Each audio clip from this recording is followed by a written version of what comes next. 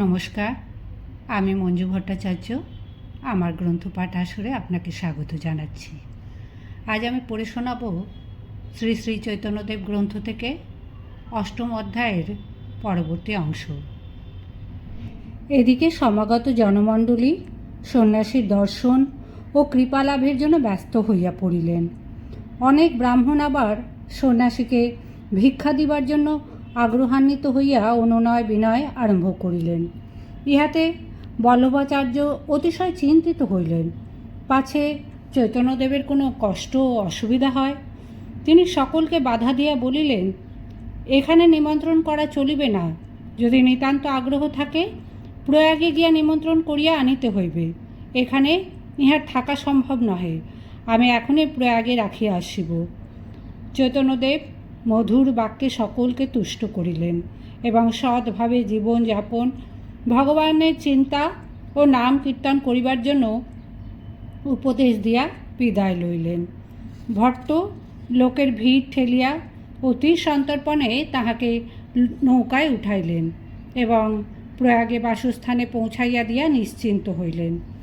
প্রয়াগেও দিনে দিনে দর্শনার্থীর সংখ্যা বাড়িতে লাগিল।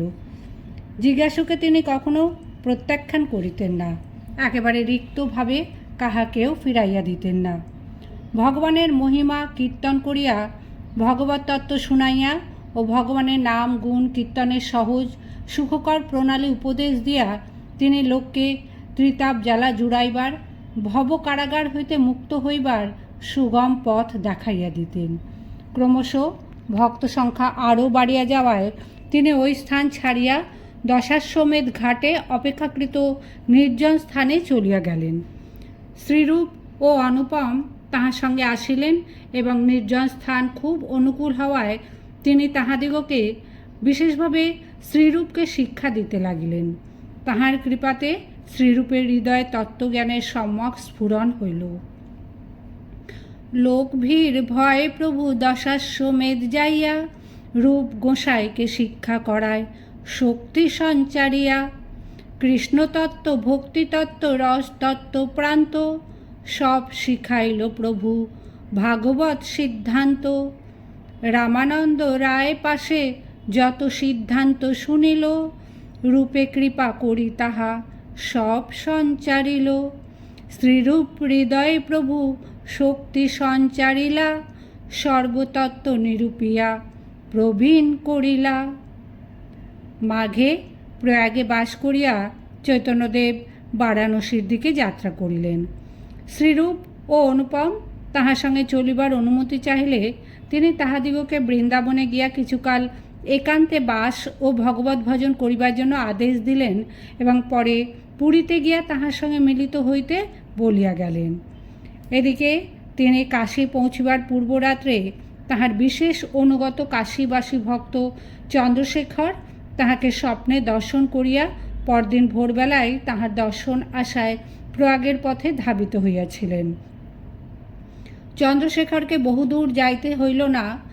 অল্প রাস্তা অতিক্রম করিবার পরে তাহার সহিত সাক্ষাৎ হইল।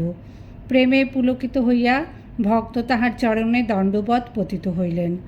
চন্দ্রশেখরকে পাইয়া চৈতন্যদেবেরও আনন্দের সীমা রহিল না। চন্দ্রশেখরের আগ্রহাতিশয্যে তাহার গৃহেই সন্ন্যাসীর আসন হইল এবং পূর্বের ন্যায় তপন মিশ্রের প্রার্থনায় মিশ্রগৃহেই ভিক্ষা নির্বাহ হইতে লাগিল। বিশ্বনাথের আনন্দ কাননে আসিয়া চিত্ত আবার আনন্দে ভরপুর হইল। তিনি নিত্য মণিকর্ণিকায় স্নান, অন্নপূর্ণা, বিশ্বেশ্বর, বিন্দুমাধব ও অন্যান্য দেব দেবী দর্শন করিয়া পরমানন্দে দিন কাটাইতে লাগিলেন। তাহার ইচ্ছা ছিল এবার বেশি দিন কাশীতে থাকিবেন না, কিন্তু কাশীপুরাধীশ্বরী মাতা অন্নপূর্ণার নগরপাল মহাকাল ভৈরব তাহাকে তাড়াতাড়ি যাইতে দিলেন না। সনাতনকে কারাগারে অতি কঠোর পাহারায় রাখিয়া হুসেন শাহ উড়িষ্যা সীমান্তে যুদ্ধযাত্রা করিবার পর শ্রীরূপের পত্র বন্দির হস্তগত হইল।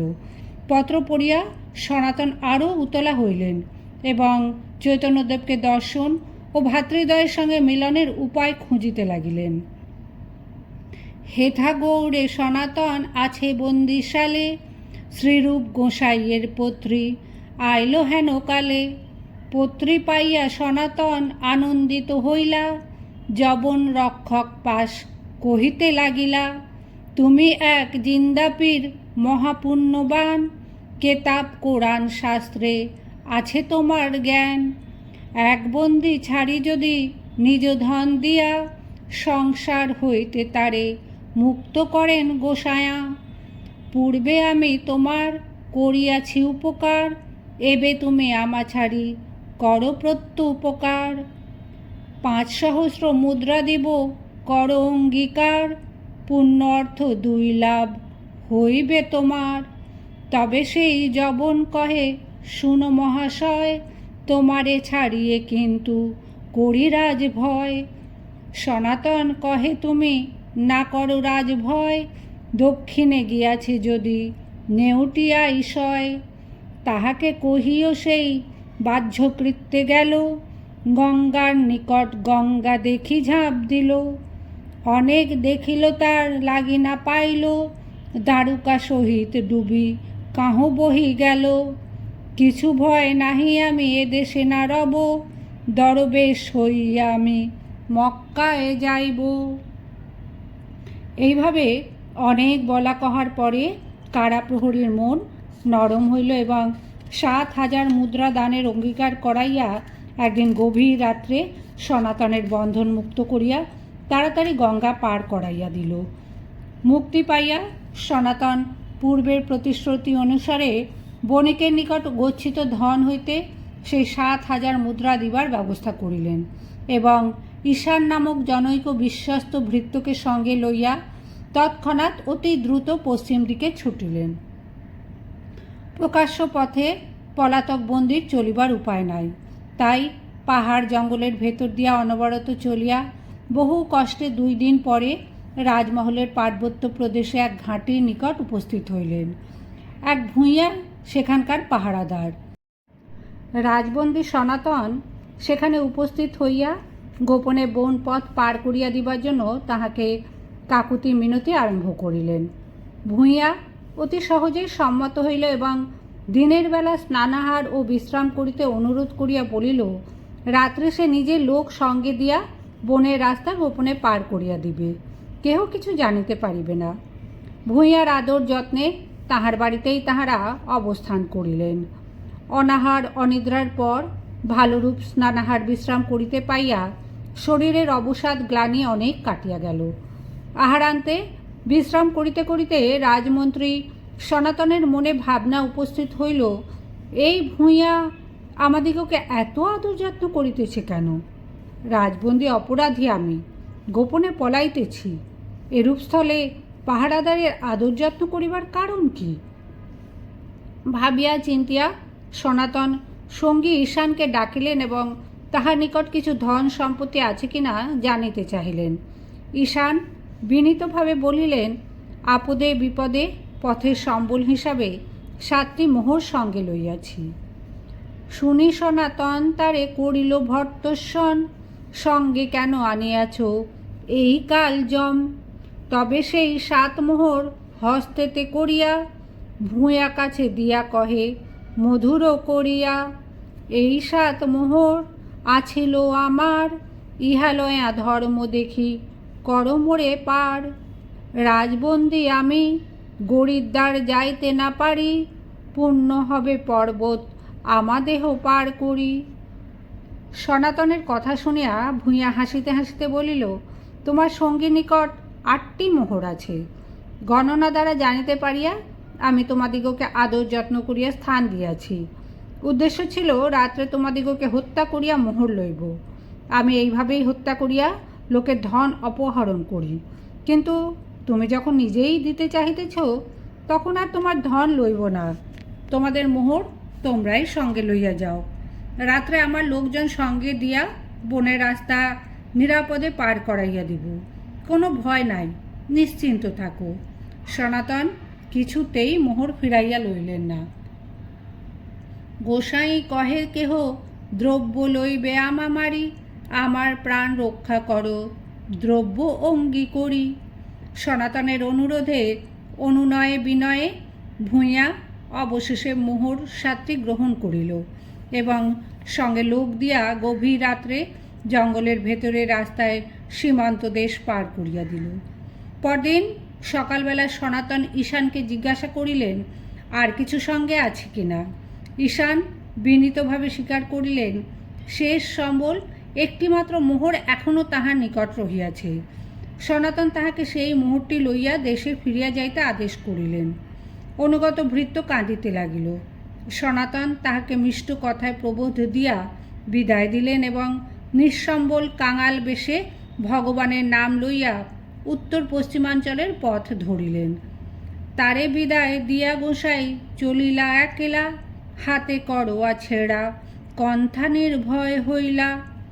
গৌড়েশ্বরের প্রিয় সচিব অতুল ঐশ্বর্যের অধিপতি সনাতন আজ পথের ভিক্ষুক, ভগবানের কৃপালাভের আশায়। অকিঞ্চন সনাতন ভগবানের নাম জপিয়া সারা দিন পথ চলিতে চলিতে সন্ধ্যাবেলা হাজিপুরে উপস্থিত হইলে নগরের বাহিরে এক সুবৃহৎ উদ্যানের পাশে বৃক্ষতলে অবস্থান করিতে থাকিলেন। হাজিপুরের সন্নিকটে গঙ্গার অপর পারেই সুবিখ্যাত হরিহর ছত্রের মেলা বসে। বাৎসরিক এই মেলা বহু প্রাচীনকাল হইতে চলিয়া আসিতেছে। হরিহর ছত্রের মেলাতে বিক্রয়ের জন্য বহু হাতি, ঘোড়া, গরু, মহিষ, ভেড়া, ছাগল প্রভৃতি জীব জন্তু আনিত হইয়া থাকে। সারা ভারতের মধ্যে পশু ক্রয় বিক্রয়ের এক প্রধান কেন্দ্র এই হরিহর ছত্রের মেলা। এইরূপ সুযোগ সুবিধা আর কোথাও পাওয়া যায় না। আমাদের মনে হয় সনাতন যখন হাজিপুরে উপস্থিত হন সেই সময় হরিহর ছত্রের মেলা চলিতেছিল, কারণ সনাতনের ভগিনীপতি নবাব সরকারের পদস্থ কর্মচারী শ্রীকান্ত তখন নবাবের তরফ হইতে ঘোড়া কিনিবার জন্য 3 লক্ষ মুদ্রা সহ সেখানে উপস্থিত ছিলেন। হরিহর ছত্রের মেলা ভিন্ন, এত ঘোড়া এক জায়গায় পাওয়া কঠিন। যে বাগানের ধারে বৃক্ষতলে সনাতন রাত্রে হরিনাম কীর্তন করিতেছিলেন সেই বাগানের ভেতরেই শ্রীকান্তের তাঁবু পড়িয়াছিল। রাত্রের নিস্তব্ধতা ভেদ করিয়া পরিচিত স্বরে হরিনাম কর্ণে প্রবেশ করিলে শ্রীকান্ত চমকিত হইলেন এবং কৌতূহলী হইয়া অনুসন্ধান করিতে করিতে হরিনাম কীর্তনকারী ব্যক্তিকে দেখিতে পাইলেন। দিনহীন কাঙাল বেশ ধারণ করিলেও সনাতনকে চিনিতে বিলম্ব হইল না। তাহাকে এইভাবে দেখিয়া শ্রীকান্তের মনে অতীব বিস্ময় জন্মিল। সনাতনের ওপর নবাবের ক্রোধ ও তাহাকে কারারুদ্ধ রাখার কথা শ্রীকান্ত জানিতেন, কাজেই এইভাবে তাহাকে দেখিয়া কাহারও নিকট আর কিছু প্রকাশ করিলেন না। গভীর রাত্রে খুব বিশ্বস্ত জনৈক অনুচরকে সঙ্গে লইয়া সনাতনের নিকট উপস্থিত হইলেন এবং তাহার মুখে সমস্ত ঘটনা শুনিয়া অশ্রুজল সংবরণ করিতে পারিলেন না। সনাতনের বেশভূষা দেখিয়া শ্রীকান্তের হৃদয় বিদীর্ণ হইল। তিনি তাহাকে এই ভিখারির বেশ পরিত্যাগ করিয়া যথাযোগ্য পরিচ্ছদ ধারণ করিবার জন্য এবং 2-4 দিন তাহার কাছে থাকিয়া বিশ্রাম করিবার জন্য বিশেষ আগ্রহ প্রকাশ করিলেন, কিন্তু সনাতন তাহাতে কোনো প্রকারে সম্মত হইলেন না, বরং তৎক্ষণাৎ গঙ্গা পার হইবার ব্যবস্থা করিয়া দিবার জন্য শ্রীকান্তকে অনুরোধ করিলেন। শ্রীকান্ত অগত্যা বিমর্ষ চিত্তে তখনই নৌকার বন্দোবস্ত করিয়া দিলেন। সঙ্গে কাপড় চোপড় আবশ্যকীয় জিনিসপত্রাদি লইবার জন্য শ্রীকান্ত বহু অনুরোধ উপরোধ করিলেও সনাতন কিছুই গ্রহণ করিলেন না। শেষে শ্রীকান্তের মন রক্ষা করিবার জন্যই হোক অথবা পশ্চিমের শীতে প্রয়োজনীয় বলিয়াই হোক মাত্র 1খানা ভোট কম্বল গ্রহণ করিয়া নৌকায় চড়িলেন। মাঝি তাড়াতাড়ি গঙ্গা পার করিয়া দিল। এবার সনাতন অনেক নিরাপদ নিশ্চিন্ত হইয়াছেন। অহর্নিশ ভগবানের চিন্তা ও নাম কীর্তন করিতে করিতে কাশীর দিকে অগ্রসর হইতেছেন। রাজবৈভবে পালিত দেহ আজ ধুলায় ধূসরিত। বৃক্ষতলে শয়ন, ভিক্ষান্নে উদর পোষণ, কিন্তু সেই জন্য অন্তরে বিন্দু মাত্র দুঃখবোধ হইতেছে না, বরং সংসার পাশ মুক্ত হইয়া চিত্তে পরম আনন্দ বোধ করিতেছে।